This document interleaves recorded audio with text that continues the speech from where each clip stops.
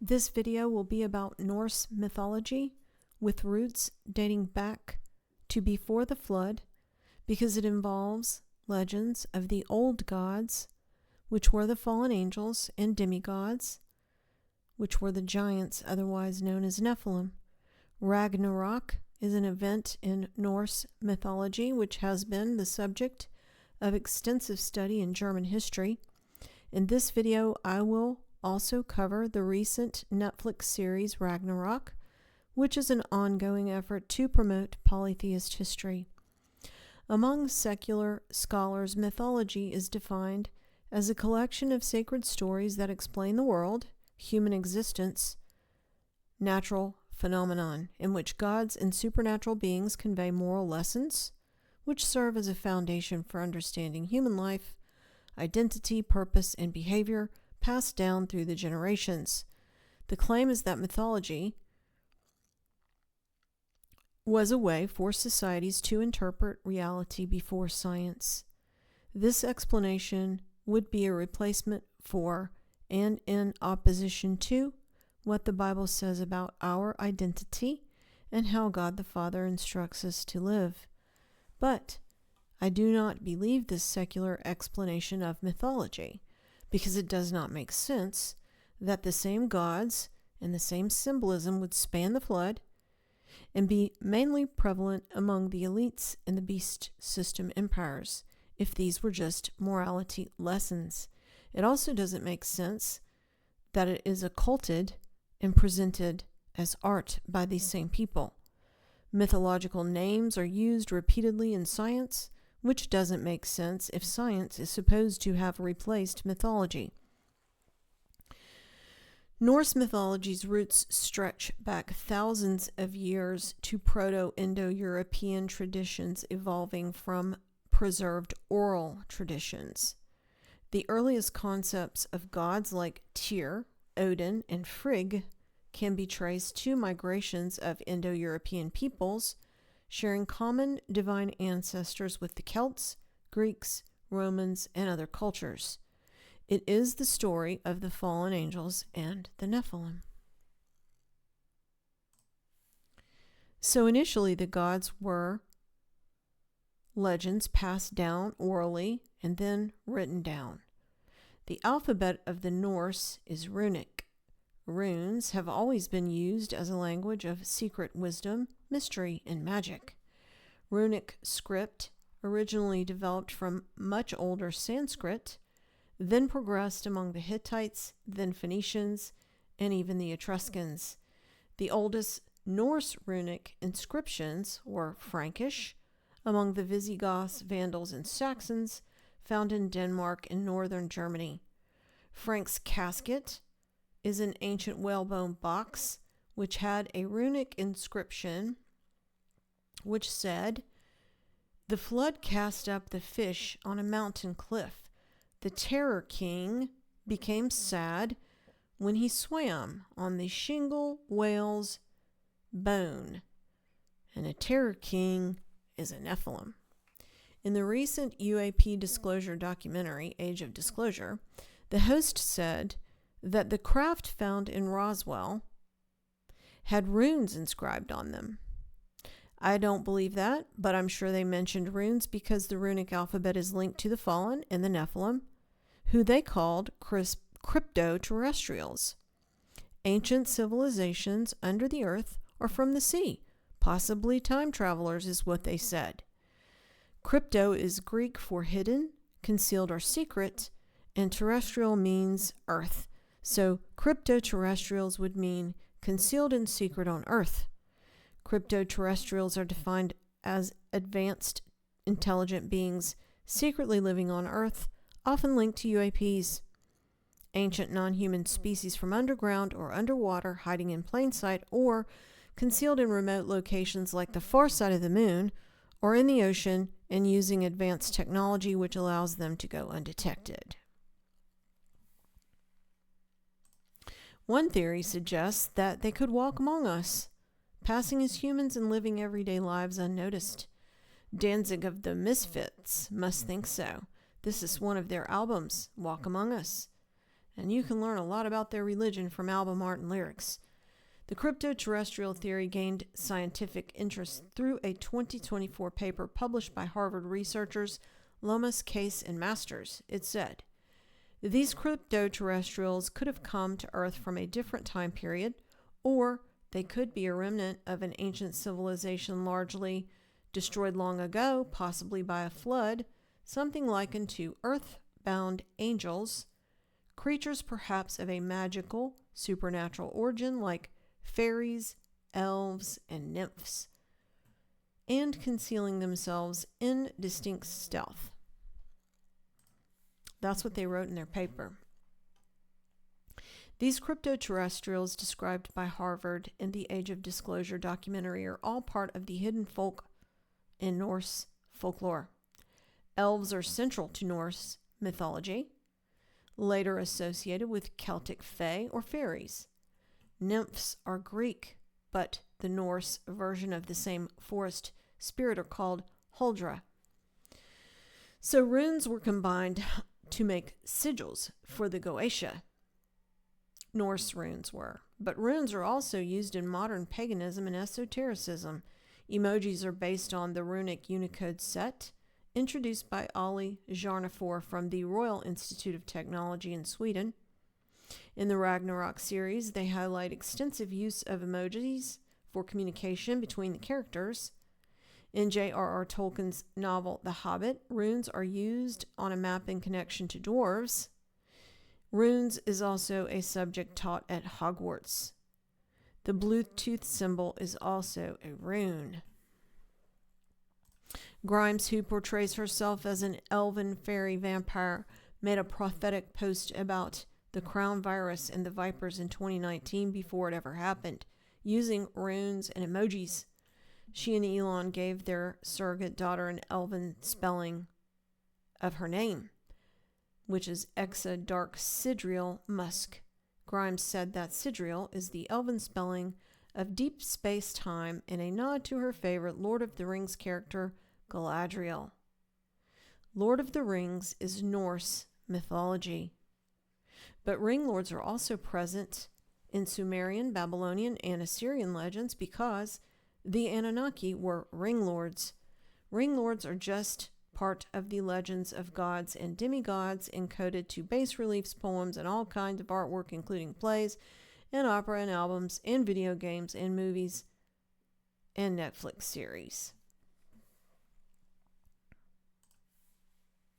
So Norse mythology's roots stretch back thousands of years to Proto-Indo-European traditions, evolving from preserved oral traditions.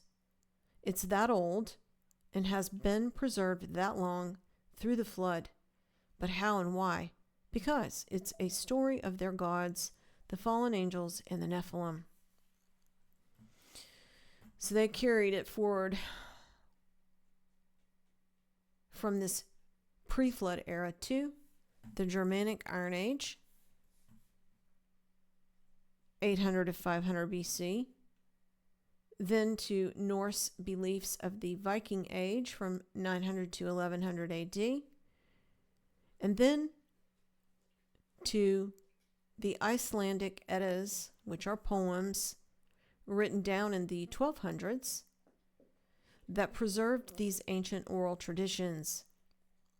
Ragnarok is recorded in the Poetic Edda. The source texts mention numerous gods such as Thor, Odin, Freya, and numerous other supernatural entities.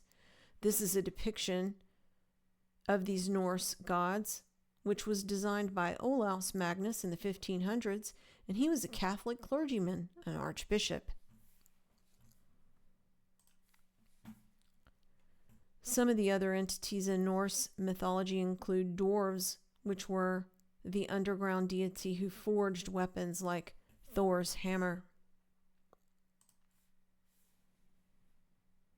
And Jotun, which is the Norse word for spirits or demons, but often referred to as giants with supernatural abilities, dwelling across the boundary between the physical world and the Norse otherworld.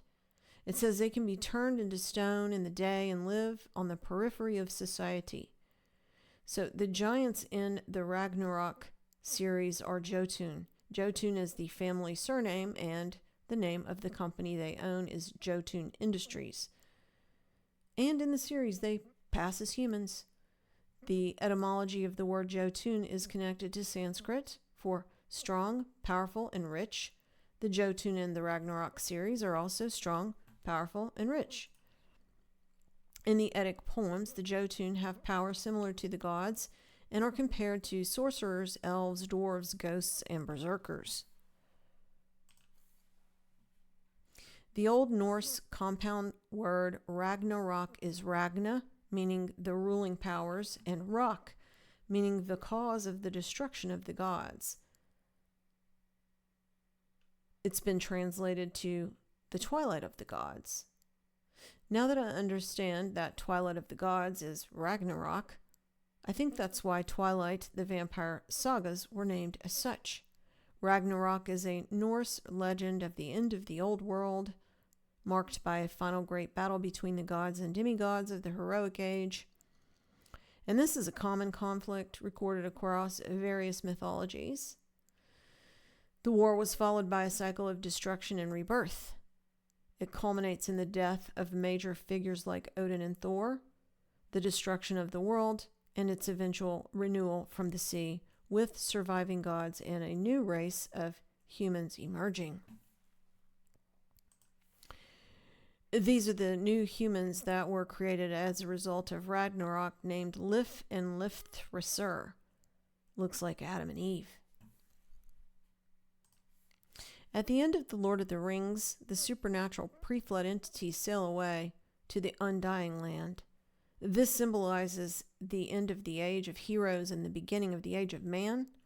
The hobbits, Gandalf the wizard, and the elves of Rivendell, they all sail away. Rivendell is a song by Rush about the same mythology. Neil Peart was promoted in London and groomed. I covered that in the Rush video. Ragnarok is recorded in Poetic Edda, compiled in the 1200s.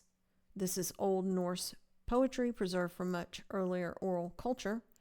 Eddic poems are minstrel poems passed orally from singer to singer and from poet to poet, otherwise known as bards. Poetic Edda were rooted in earlier traditional sources such as Nibelungen Lied, which means the song of the Nibelungs, and Nibelungs are German heroes. Nibelung derives from the root Nebel, meaning mist.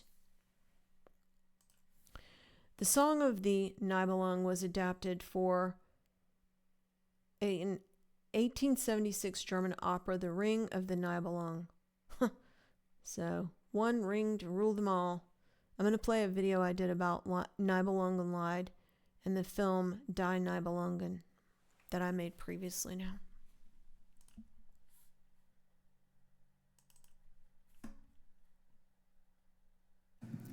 I've been discussing how the elites act out their polytheist history and religion in media based on characters, belief systems, and locations from their history. The actors in character become that historical person by channeling that demonic spirit. In this video, I will give another example of how that demonic channeling can cross over into this physical dimension and produce very bad results. This video will be specifically about the Nazi regime in World War II. A commenter on my video, Bloodline Channeling in the Media, said this: "Good timing. I've been rewatching Die Nibelungen to see why those occultic German nationalists obsess over it. So I had not heard of Die Nibelungen before, but it's Norse mythology and German paganism.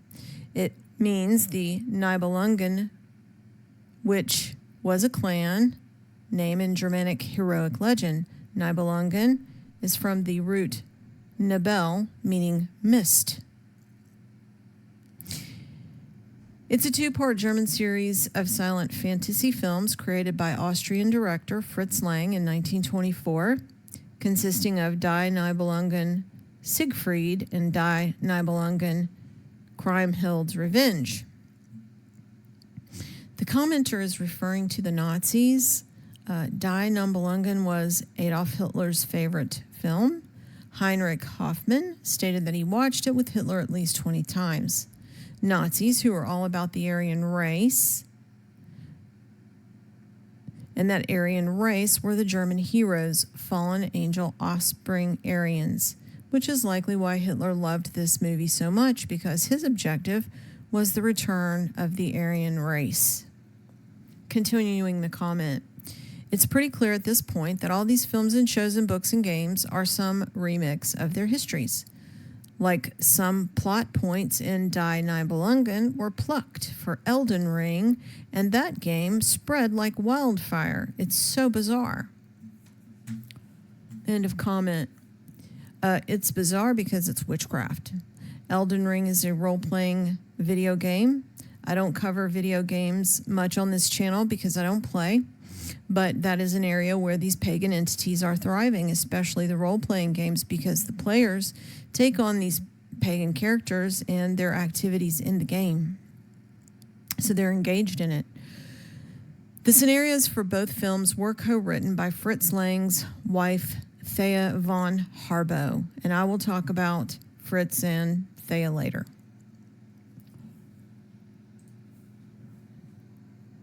That silent movie was based on the epic poem Nibelungenlied, written around 1200 AD. I'm going to also talk about that poem later. But poets are bards who are professional storytellers employed by a monarch to commemorate one or more of their ancestors and praise their activities. Bards are also music composers, including opera composers, and oral historians, who were also referred to as bards. In the modern day, musicians, opera composers, authors, theater directors, screenplay writers, and movie directors, and even actors and actresses are all still bards, commemorating the elites and their history and activities. Die Nibelungen received its UK premiere at the Royal Albert Hall in London in 1924, and then it moved to the US in 1928. I think the release dates are important in correlation to the World Wars, which Gary Wayne says were just a war between elite cousins over power. In other words, a Game of Thrones, so to say. So World War I was 1914 to 1918, and World War II was 1939 to 1949. So this film would have sat right in between those time periods.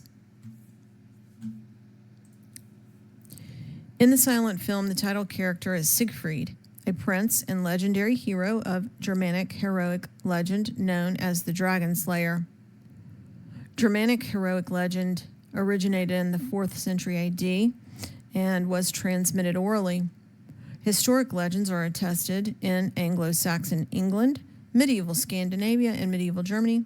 German sources are made up of numerous heroic epics, of which the most famous is Nibelungenlied, which is the poem that this movie was based on. The majority of the preserved legendary material seems to have originated with the Goths in Burgundy, the adventures and death of the hero Siegfried, and the Huns' destruction of the kingdom of Burgundy under King Gundahar. Siegfried's story is first attested on a series of carvings including rune stones from Sweden and stone crosses from the British Isles, dated from the 11th century. He was inspired by figures from the Frankish Merovingian dynasty. Remember, the Franks were originally Germanic. One of the earliest attestations of the heroic tradition is on this Anglo-Saxon Frank's casket, dated around 700 AD, which depicts a scene from the legend of Wayland the Smith, a blacksmith in Norse mythology. A lot of blacksmiths in Lord of the Rings, crafting swords and rings. So, masters of the craft. One of the earliest, Richard Wagner used the legends about Siegfried in his operas. Relying heavily on Norse tradition, Wagner's best-known work, The Ring of Nibelung, were the basis of the last two operas in the cycle, Siegfried and the Twilight of the Gods. And this image is Siegfried's tasting the dragon's blood to become invincible. So this idea of drinking blood and bathing in blood for immortality and invincibility just keeps on popping up. So now we will talk about the bad results from this pagan heroic poem, opera, and silent film based on the Twilight of the Gods. This is a movie poster from it from 1924. In the 19th and 20th centuries, Siegfried, the heroic figure from the poem, became heavily associated with German nationalism. Germanic legend was also heavily employed in nationalist propaganda and rhetoric, which is why the silent film was said to be the favorite of Adolf Hitler. The interwar period saw heroic legend enter the world of cinema in Fritz Lang's two-part film, Die Nibelungen. The film was intended as a form of national epic. And I'll just add here, war propaganda. In the First World War, the Nibelungenlied, which was the poem, was heavily employed in anti-democratic propaganda following the defeat of Germany and Austria-Hungary. The epic supposedly showed that the German people were more well-suited to a heroic, aristocratic form of life than democracy. The betrayal and murder of Siegfried was explicitly compared to the stab in the back that the German army had supposedly received. During the Second World War, Hermann Göring would explicitly use this aspect of the Nibelungenlied to celebrate the sacrifice of the German army at Stalingrad and compare the Soviets to the Huns. As a reaction to the use of heroic legends by the Nazis, engagement with the Nibelungenlied and Norse myth was eliminated from German school curricula and even became somewhat taboo after the fall of the Third Reich. But there was another post-World War II series inspired by the same Germanic legend. And what was that? The Lord of the Rings by J.R.R. Tolkien, published in 1954. The video game Elden Ring also draws inspiration from The Lord of the Rings. So J.R.R. Tolkien was a bard, a knight of the British Crown. And so was the producer of Lord of the Rings movies, Sir Peter Jackson, who I've talked about before. Because they are occultists just like Hitler, promoting the fallen angels and their worship. The One Ring was based on a magic ring in Norse mythology owned by a dwarf, stolen by the god Loki. Prince Siegfried later owned it and then married Nibelungs, that clan, married into that clan, bringing its curse into that clan. Nibelung is used to denote the Burgundian royal house, or the House of Burgundy, from the Kingdom of Burgundy, which encompassed parts of modern-day France, Switzerland, and Italy. And they were Gauls, like Lestat, to Lyon Court, Lyon, France being the capital city of the Gauls, whose royalty were pagan, fallen angel worshippers. In the silent movie, Siegfried wants to marry the Princess of Burgundy, so he sets off through the woods of Woden, where he encounters and slays a dragon. He touches its blood and suddenly understands the language of the birds. And the birds instruct him to bathe in the dragon's blood in order to become invincible. So that idea of drinking and bathing in blood for immortality and invincibility just keeps popping up. So here is a page from the manuscript of the poem, and I'm not going to review that poem, but it's been called the most powerful of the German epics. Nibelungenlied. This is artwork from the 1800s inspired by that epic titled Gunther's Wedding Night. And Gunther is another heroic character from the epic, a king, I think, and he seems rather large. So now let's talk about the director and screenplay writer of Die Nibelungen. Die Nibelungen, again, is based on pagan Norse mythology, which was used as war propaganda to support genocide in the war between cousins. That was adored by Hitler and inspired The Lord of the Rings, and later became a role-playing game, video game, Elden Ring, which spread like wildfire, apparently. So it was directed by Fritz Lang. And oh my, he has one eye darkened, doesn't he? Fritz Lang was an Austrian-born film director, screenwriter, and producer who worked in Germany and later the U.S., dubbed the Master of Darkness by the British Film Institute.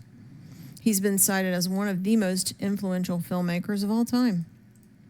Lang's work spans 5 decades, from Germany to Paris to Hollywood.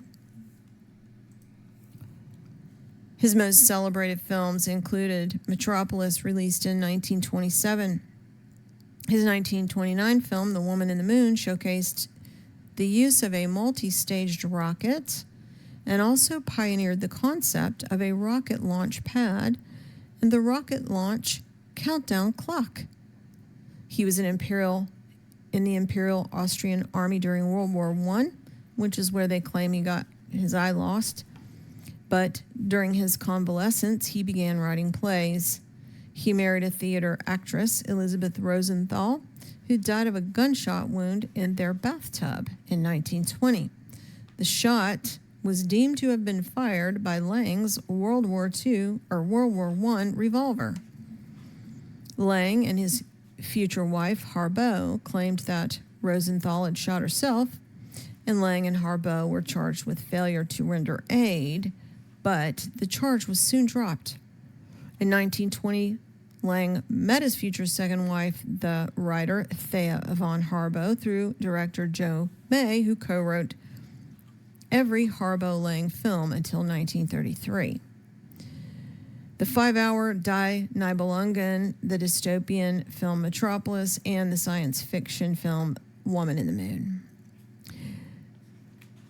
Lang made 22 features in his 20-year American career, working in a variety of genres in every major studio in Hollywood. So who was his wife, Thea von Harbaugh?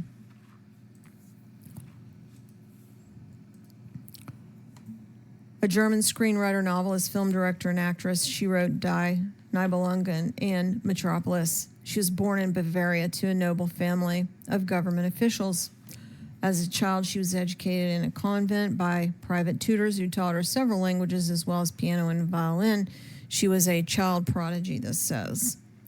So in a prior video, I mentioned that the bloodliners believe they are supreme based on genealogy and education, and this is the type of education I'm referring to, along with the type of education they get in secret societies.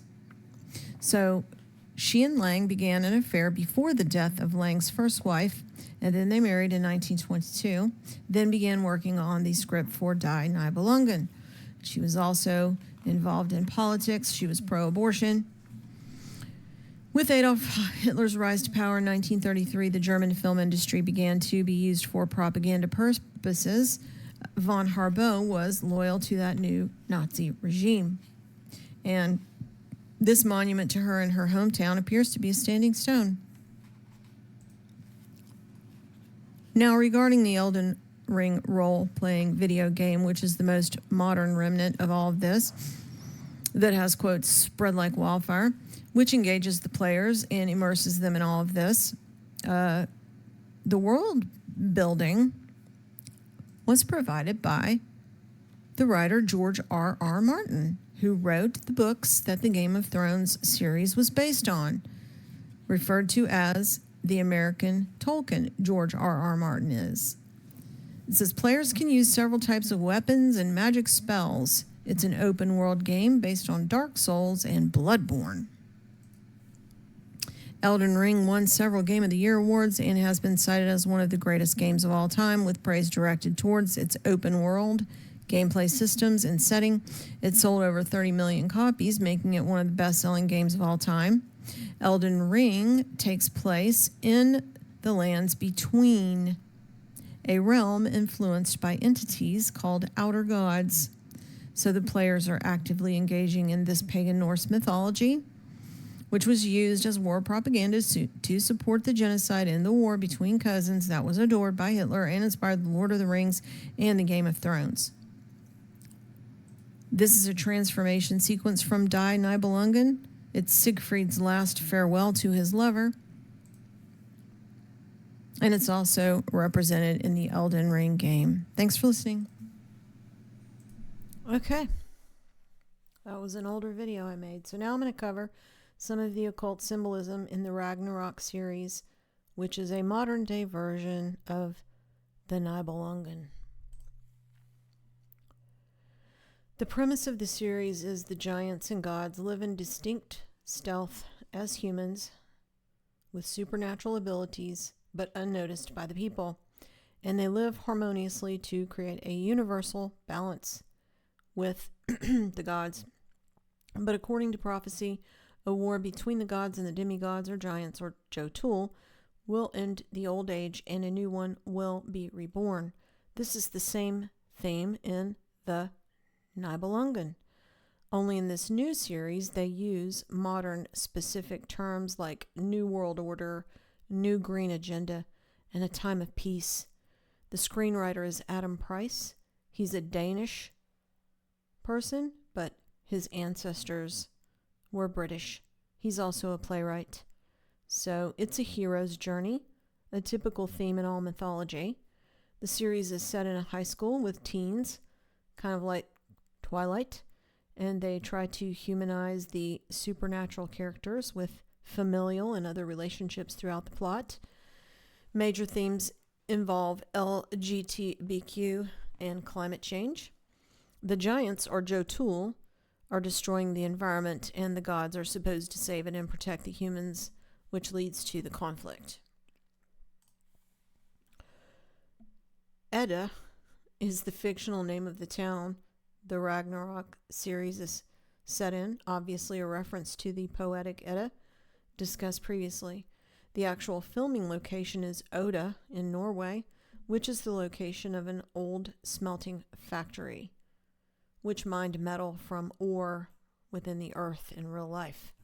And this is the town. The main character, Magna Seer, is a high school student in Edda, and he becomes Thor reincarnated with shining eyes, just as in all ancient Nephilim myths. A sorceress anoints him, and that's how he becomes reincarnated Thor. In Norse mythology, Magni is the son of Thor and a giantess, Jarnsaxa. In Norse mythology, the giants, or Nephilim, are Jotun, like vampires. They are long livers with reptilian eyes. In the series, the giants' business is called Jotun Industries because Jotun is the family surname. The family is just a pretend family, though, for the sake of the public, because the female Jotun are barren. The Jotul family, or giants, or Nephilim, are Vidar. He's the CEO of Jotul Industries, and he is the father of the Jotul family and Laurit's biological father. He had sex with a human woman. Vidar is the silent god in Norse mythology, son of Odin, who survives the world's destruction and becomes one of the gods who inherit and rule the new world. He's a head in the father's office. He has a head in his office, and chopping off a head is the only way to kill a giant since they can regenerate. In the series, he's got one of the heads in his office. The actor who plays Vidar is trained in Shakespearean theater. Ran is his wife and principal of the high school and pretend mother in their family. Ran is the Norse goddess of the sea, wife of the giant Aegir, and she's known for her net, which she uses to capture those who die at sea. Fjord is a high school-age son in the Jotul family, and Fjord relates to Old Norse word for spirit, and he's sent to Cambridge, or Hogwarts, for his education. Saxa is the high school-age daughter In Norse mythology, Jarn Saxa is a powerful Jotun known as Thor's lover and the mother of his son Magni. Saxa like Anglo-Saxon or Saxe-Coburg Gotha, Gothic, Windsors. In the series, the gods have intimate relations with the Jotul, and the Jotul have intimate relations with the humans and have offspring. Sounds familiar. Loritz Seer, Magni's younger half-brother, is the offspring of Vidar, the Jotul, and Magni's human mother, and Vidar's son. He's the reincarnation and reimaging of Loki, god of mischief, and he's a traitor. He represents the serpent, manipulative and deceitful, and he's actually the mother of a serpent. He's also a drag queen in the series, like Lucifer, the drag queen of heaven. The series has themes of human and animal sacrifice. The animal sacrificed in the series is a reindeer. The sacrificial killing of the reindeer by the elves was a theme in the movie Rare Exports, which was a Finnish movie. Then the opportunistic characters in that movie trained the elves to be commercial Santa Claus and exported them to Western countries as the jolly old elves. Get it? In the series, Lawrence, or Loki, eats the heart of a sacrificial reindeer as part of his initiation and gives birth to a white worm, a type of serpent or dragon, and then releases it into the fjord in Edda. Fjord also sacrifices humans to this worm, which is also referred to as a chaos monster. The worm becomes the Jormungr, or the Midgard serpent, which is a massive sea serpent. In mythology, the Midgard serpent grows so large that he encircles Midgard, which is the human world, and bites his own tail. His release from the sea signals Ragnarok, the end of the old world. The same white worm or serpent is carried forward into other mythology. The narrator in the series says, "The Ouroboros grew stronger while the humans lived their lives totally unaware of its danger." It was a really creepy line. The Lambden worm is synonymous with the white dragon, is a Gnostic legendary tale in Welsh mythology. Bram Stoker's novel, The Lair of the White Worm, drew heavily on the Lambden worm legend. Jabberwocky in Alice in Wonderland was inspired by the legend of the Lambden worm. Grimes also used the imagery of this same white worm, the Midgard serpent, that encircles the human world in her YouTube banner. That thing looks just like the Lambden worm and the Midgard serpent. Grimes is a big Dune fan, in which the worm produces a psychedelic drug melange, making interstellar travel or astral travel possible. So tell me if these are just morality stories to teach about life. If that's true, then why the same supernatural creatures and monsters and gods and demigods across all different cultures throughout time? I hope you see how that doesn't make sense. Wormwood is a theme in the Ragnarok series. At the beginning, the drinking water in the fjord is poisoned by industrial waste from the Jotul factories, just like the wormwood prophecy. In Revelation 8, chapters 10 and 11, it says the third angel blows the trumpet and a star called wormwood falls from heaven, landing in rivers and springs of water. The star turns the water bitter, and many people die from drinking it. Wormwood is a hallucinogenic plant. Freya and Odin smoke it in the series in Ragnarok so that they can see the future by time traveling. Of course, there's an Odin because in the land of the blind, the one-eyed god is king. In the Ragnarok series, the Jotul and the gods sometimes speak in what they refer to as the Old Tongue, an ancient foundational language often linked to Norse roots, an ancient Germanic language also known as Old Saxon. Only a few texts survive documenting this language, predominantly baptismal vows the Saxons were required to perform at the behest of Charlemagne, king of the Franks, in real life. The Old Tongue was also used for powerful magic and prophecy in A Song of Fire and Ice, which are the books that the Game of Thrones were based on. The occult theme of fire and ice is also represented in Ragnarok. Fire and ice represents the balance of opposites, duality. Together, fire and ice symbolize the cycle of destruction and creation. Thor's powerful weapon is his hammer, like the hammer of the gods from Led Zeppelin's Immigrant Song, which is a famous Norse mythology. Valhalla, I'm coming, just like when Charlie Kirk went to Valhalla. Led Zeppelin also has several songs inspired by The Lord of the Rings, Ramble On, The Battle of Evermore, and Misty Mountain Hop. In the series, a dark elf blacksmith has to forge the hammer, and it's forged underground. The swastika was an ancient Germanic symbol sometimes called Thor's hammer. The Jotun and the giants drank mead in the series.